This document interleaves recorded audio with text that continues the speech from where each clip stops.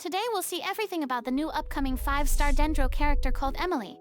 After studying her kit, she appears to be a Dendro off-field DPS. Now what's unique about her is that her kit revolves around one of the most overlooked reaction, which is burning. So in this one video, we'll go through things such as her kit, best weapons, artifacts, constellations, teams, passives, and more. So after watching this, you'll definitely be a certified Emilie main. Also, if you regularly buy Wilkins or do top-ups, then you can save tons of money on Lootbar. Lootbar offers primo gems for a much cheaper price than the in-game shop, and is used by lots of players worldwide with lots of good reviews. All you have to do is click the link in the description. It'll open the website, then just select the pack you want, then enter your server and UID and you're done. Your items arrive in less than a minute. Also, newcomers get a 5% discount, so use the link and don't miss out. Starting off, we'll skip her normal and charged attacks, as they don't really benefit her in any way. Moving to her skill, this is the most important thing in her entire kit. After you use her skill, she'll deal some AoE Dendro damage and summon a small lamp on the field which lasts for 22 seconds. It'll attack the enemies by throwing Dendro projectiles at them which will deal Dendro damage, and it will shoot them at an interval of 1.5 seconds. Also, every 10 seconds, an extra projectile will descend in front of her and pierce her opponent, dealing pneumoline Dendro damage. Now there's more to it, so when the opponents are affected by burning, they will give off scents. And no, you cannot smell them, it's just the lamp mechanic. So one scent can be created this way every 2 seconds, and the point of these scents are that these will buff the lamp created by Emilie. So how it works is, you use Emilie's skill, she places down her lamp, and if there are enemies who are influenced by burning nearby, they will start producing one scent every 2 seconds, and the lamp created by Emilie will absorb these nearby scents, and after collecting 2 scents the lamp will level up. The benefit of leveling the lamp up to tier 2 is that now the lamp will fire 1 extra projectile, and that projectile will have an increased AoE and a significantly higher damage multiplier. Also, if the lamp does not collect any scents for 8 seconds while it is on the field, it will go back to tier 1. Overall, it is pretty good, and I'd recommend upgrading her lamp to tier 2 whenever possible. Talking about the cooldown of the skill, it's going to be 14 seconds, which means you can easily maintain 100% burst uptime. Now going to her burst, it'll have a cooldown of 13.5 seconds and have an energy cost of 50 energy. What it'll do is it'll remove any lamps on the field if there are any, and it'll then deploy a tier 3 lamp, after which it'll continuously cause Dendro projectiles to fall from above every 0.3 seconds and deal Dendro damage to the opponents. It'll hit the enemies a total of 10 times in 2.8 seconds.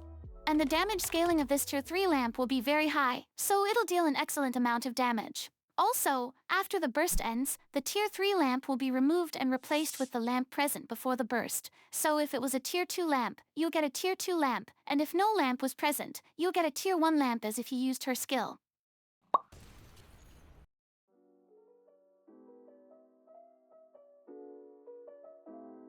Now additionally, while leveling her up, her talent leveling priority should be something like this. First, her elemental skill. Second, her elemental burst, and finally her normal attacks. And here's some extra information as well. Now moving on to her passives. In her first passive, every time the lamp collects 2 scents, the tier 2 lamp will consume those scents and release a fragrance which will deal AoE Dendro damage, which is equal to 600% of Emilie's attack to opponents. Also, this damage is not considered as elemental skill damage. Once again, no, you cannot smell it. By now you might be thinking that everything we have covered and studied so far just sounds like she's a normal Dendro off-field DPS and doesn't have anything to do with burning. But her last 2 passives are the passives that change everything about her. Her second passive increases her damage dealt to burning enemies based off her attack. Every 1000 attack will increase the damage dealt by 15%, and the maximum damage increase you can obtain this way is 36%. So you will need 2400 attack to max out this passive, and it should be pretty easy to achieve this range. Now, usually with burning reaction there's the issue of your own characters dying, because when you apply the burning reaction to opponents, this reaction applies to your own characters as well, which causes the team's survivability to go down considerably. Now this is where Emilie's third passive comes in, so when a lamp created by Emilie is on field, all party members gain an 85% pyro resistance against burning damage, which is perfect and makes burning teams a bit more suitable. Now, taking a look at the weapons best suited for her. Firstly, her signature is obviously going to be her best in slot. It's called the Lumidaus Elegy. It'll give crit rate as its substats, and has a decent amount of attack. As for the weapon's passive boosts attack by 15% and triggering burning on an opponent increases damage by 18% for 8 seconds, stacking up to twice. Also at 2 stacks or on stack refresh, 8 energy is restored every 12 seconds and all effects can trigger off-field. Now if you are broke like me and don't have enough primos to pull on the weapons banner, here are some alternative options you can use on her. For 5-star weapons you can either use the Calamity Queller, Staff of Homa, Crimson Moon Semblance or the Primordial Jade Winged Spear. For 4-star options, you can either use the Death Match, Missive Wind Spear, or the Ballad of the Fjords. Now, taking a look at her best artifacts, you can either go with Unfinished Reverie or you can also go with Deepwood Memories. For the main stats, what you'd want to focus is attack percentage on Sands, attack percentage on Goblet, and either crit rate or crit damage on Circlet. As for the substats, you can either go with Energy Recharge, crit rate or crit damage, attack percentage, and finally Elemental Mastery. Now taking a look at her constellations.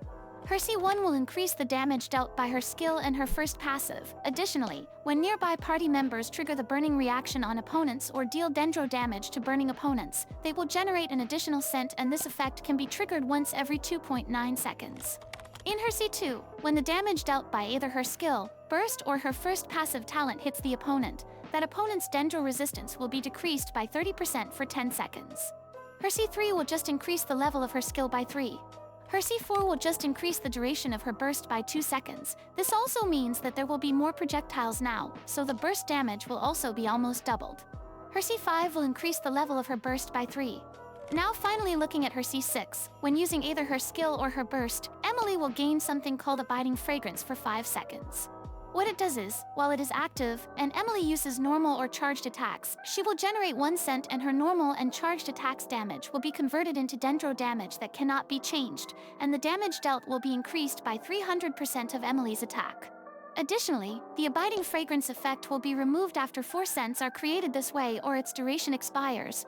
Also, it can be triggered once every 12 seconds. Now we don't really know whether this actually gives her a dendro infusion on her sword or just converts the sword damage into dendro damage, but still, a good visualization for this would be my C6, as after I use my skill I get hydro infusion on my normal attacks and it deals hydro damage to the enemies I hit. Now, if you do want to go for constellations, following the typical Fontaine norm, once again the best constellations are going to be her C1 and C2. Now checking out her team comps, you must know that Emilie's best teams use her as a sub-DPS for burning reactions, which means generally her teams require strong pyro DPS characters. So typically for burning teams you could go with Linny or Arlecchino as your main DPS. Your sub-DPS is going to be Emilie herself, and for supports, you can use Bennett and Xiaoling or replace Xiaoling with a shielder such as Zhongli or Noelle. Or if you want to go with a burn melt team, then some good team comps can be using your cryo main DPS, such as Riceley, Ganyu, Ayaka, or someone else. Your sub-DPS is Emilie herself. And for support you can use Thoma, Xiaoling, Dea, or Bennett. In this team, Emilie provides enough dendro application to maintain burning. This means that a second consistent pyro applicator such as Xiaoling, Thoma, or Dea is needed to maintain enough pyro to consistently melt with your cryo DPS. Now finally concluding everything, she's not a bad character at all at C0. And if you use the burning reaction, she makes this reaction much more viable while increasing the damage of the reaction at the same time. Looking at her from a meta perspective, she's again pretty good and could form and improve lots of burning meta teams. So I'd suggest if there's no one specific you're saving for right now, and you have lots of primo gems laying around, then you could pull for Emilie, as you can't really go wrong with her. And that's everything about our new 5-star dendro character Emilie.